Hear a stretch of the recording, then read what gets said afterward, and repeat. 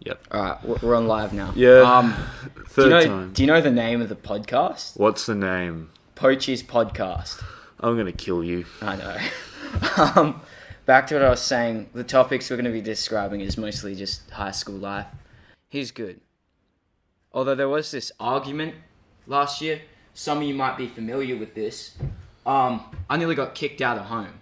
I'm not gonna lie. What were you doing? I had like fucking mental breakdown. I went psychotic, man. Like, you know that shit. I'm sorry to compare this, but you know what Kanye got thrown in a mental hospital for? No.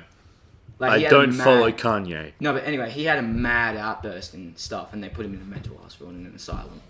I'm honestly surprised that didn't happen to me that night. Because I nearly threw my TV in the ground and like smashed and shit, and I was just going mad, abusing everything and everyone. In all honesty, if I got sent to New South Wales, I wouldn't have... I knew I was in the wrong, put it that way. Like, I knew I'd done bad. But, I honestly had some really good people backing me up. In fact, one of them's in the crowd today. I told him I'm going to be moved back to New South Wales. And he's like, no, Darcy, tell your parents you're going to kill yourself. I don't want you going back there. Like, he wanted me to stay. And keep in mind, this crew member knows what New South Wales is like. Sorry, wait, that's not the way. That's going to get you sent quick into the fucking hospital. No, but I don't want to go. I'm going to kill myself. No, but like, legit, man. I saw what was going on in New South Wales. If you think the drug problem's bad in WA, man, go to New South Wales. I'm pretty sure Kalgoorlie is like the meth capital of Australia or something. No, but I saw all this cracked up shit and all this crack and whatnot.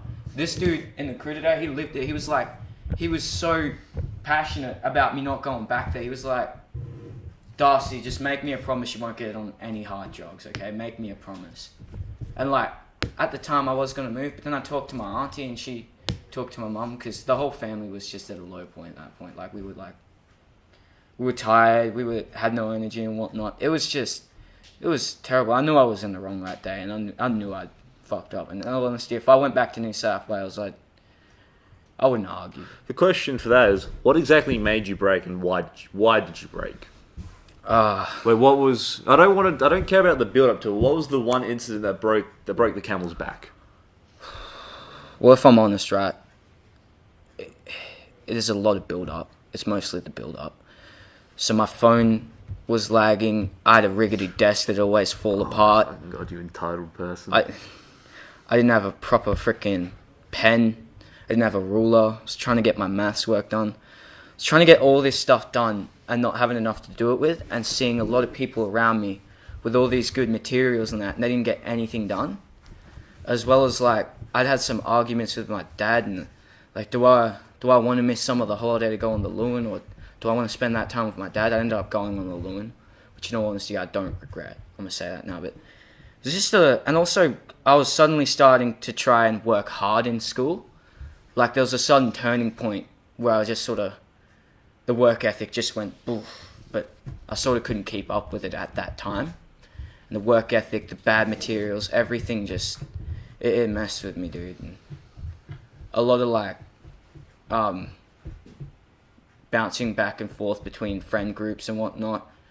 And some people sort of like being like, oh, you're not loyal to us. No one in the crew today, but No, if the people start doing that, that's when you ditch them, alright? I'm not trying to do anything, but if they start bringing up stuff because you hang out with your other friends and they're like, oh, you're not loyal. But like, it's just paranoia, stress, all that kind of stuff. It builds up in the end. And plus, I was a bit of a misogynist then. And like, in all honesty, like, I'd harass a woman and I'd feel like absolute shit for it. There's a song which I sort of relate to. It's called Runaway. It's by Kanye. Of course. But it's actually really good. It's worth a listen. And like, I do all this misogynistic stuff, and I'd honestly go home feeling like shit for it. You know, I was a worse person back then. And I know that sounds like a lot, but I honestly was. I was toxic. I was like racist, misogynist, and I was just paranoid. All this shit, like, put it this way, I'm not the kind of guy to talk about my problems a lot. Hard to believe. But, like, it all builds up in the end, and you just sort of end up if you just jar it up and you don't vent, you just end up snapping in the end. And put it this way, I will just jar up for as long as I can, and then suddenly snap. And when I snap, it's not a small little snap. Like that kind of stuff I was doing in pre-production today. That wasn't even snapping in my eyes. That was just more like You're just being an asshole. Yeah. For pre-production, that's what you were. I think the whole asshole thing with pre-production was mostly out of selfishness. Hell yeah, it was. Because like, you know, I want good grades. I'm not going to deny that. And like, Sir also entrusted this classroom to like me, like, don't let anyone else in. Yeah, how'd that go? But yeah, and sometimes I will admit my work ethic and my selfishness for grades does go a bit far. Even Liam in the crew can tell you that. Like sometimes I get a bit too Anyone uptight. can tell you that, Darcy. Yeah. Anyone that knows you can. But yeah, it's mostly out of selfishness, dude. I'm gonna say we'll get this a solid 20 minutes. I'm gonna talk about one more thing. All right. What's your goals post school? I don't really think about that kind of stuff because it always comes down to different stuff that gets into it. Do I want to get into a job? Do I want to get into a trade? What do I actually want to do? I don't really think that far into the future that often. I try, because we're in year 11, so we're still going to have another year of school for year 12. Yeah. Then after that, there's all the other stuff going on. I don't really have a plan for after school. In all honesty, that was, you know how we were talking about how I snap? That was another issue. I was looking way too far ahead and thinking about how I'm jeopardizing it now. That tends to thing. So that mindset. No, that's what happens with a lot of people who look far too in the future. They don't try and include other variables that would happen. Yeah. They only think what they would do if they followed it this way. But that's the sad thing in life is that nothing goes as planned. That's law. Whatever can go wrong will go wrong. Yeah. I think there was another dude who had a law, and it was Murphy was an optimist. Anyway, back to the point. Oh shit. Oh, congrats, Darcy. My bad. Back to the point. I think, in all honesty, I'm not gonna lie. I try and look far ahead, and even though my ambition in school might seem really high and whatnot, you'd actually be surprised how down to earth my plans post school is. Like, to be honest, I just want to get a trade or an internship within the media industry, and with all the knowledge I build up now, I want to try. This might sound stupid. I want to try and be the Swiss Army knife of the entertainment industry. You mean a jack of all trades? Yeah, I prefer Swiss Army knife. It sounds cooler. It sounds like a weapon. Back to the point. You think you're a weapon? At times. At times, no, the only thing you have in common with a Swiss Army knife is that you're an absolute tool.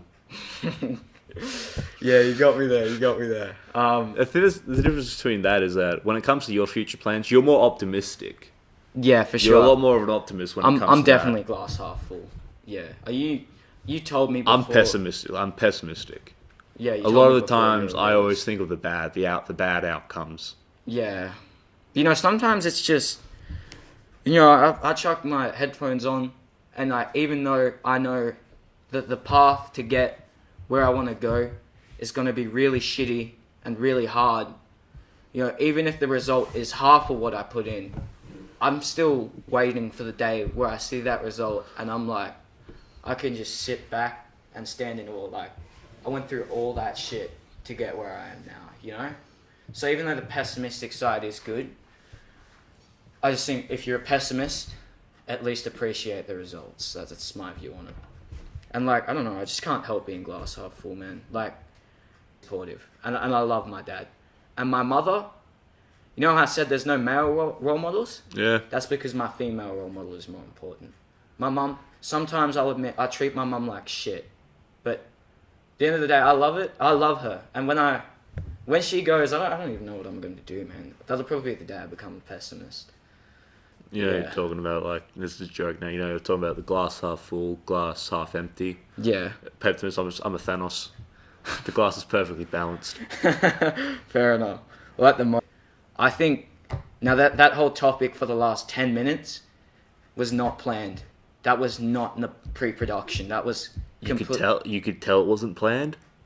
No, but, like, the first 10 minutes, I'm going to be honest, of this podcast, they're arse. But this 10 minutes, man, it's been really good. And I appreciate you being on here. I appreciate you being on here to hear me vent and whatnot. I appreciate with Edmund over in the back over there in the other room. I appreciate him here. We've got a few extras on set. We've got Edmund. Did Lindy go or is Lindy here? No, Lindy's still there. Hey, Lindy's Lindy. still here. Yeah, Lindy, Edmund, and Jamie. They're some of our extras.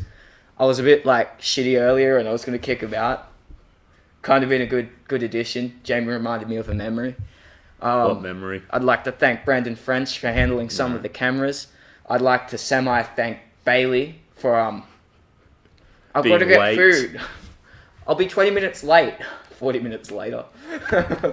And Jamie helped Liam set up some of the audio equipment, so even if he's not in the podcast, it's still pretty good. Edmund, he's here for moral support. I just can't help the glass half fullness when Edmund's around. Brendan, he's pretty good on the cameras and stuff.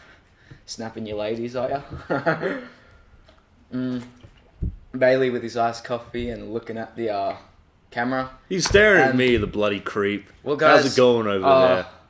I didn't mean to sound like a glass half empty, but I think we better end this podcast. This has been Poachy's podcast. This is I forgot you had that stupid name. Yeah. And this is Poachy signing off. Bye. Your name's Poachy? Bye. Your name's off. Bye.